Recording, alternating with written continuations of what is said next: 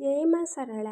ଆପଣମାନେ ଆଜି ପବିତ୍ର ଏକାଦଶୀରେ ମା ଶାରଳାଙ୍କର ଯେଉଁ ସୁନ୍ଦର ବେଶ ହେଇଥିଲେ ତାଙ୍କର ଫଟୋ ମୁଁ ଏ ଭିଡ଼ିଓରେ ଅପଲୋଡ଼ କରିଛି।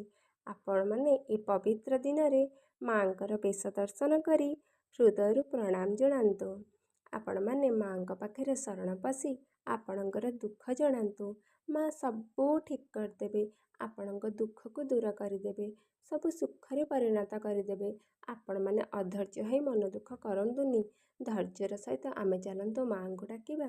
ମା ଆମକୁ ସବୁ ବିପଦରୁ ଉଦ୍ଧାର କରିବେ, ସବୁ କଷ୍ଟ ଆମର ଦୂର କରି ନେବେ। ଜୟ ମା ଶାରଳା। ଭକ୍ତଙ୍କର ମଙ୍ଗଳ ହେଉ ମା। ଯିଏ ଯେଉଁଠି ଅଛନ୍ତି ସମସ୍ତେ ଭଲରେ ଥାଆନ୍ତୁ। ସମସ୍ତଙ୍କର ମନସ୍କାମନା ପୂର୍ଣ୍ଣ କର।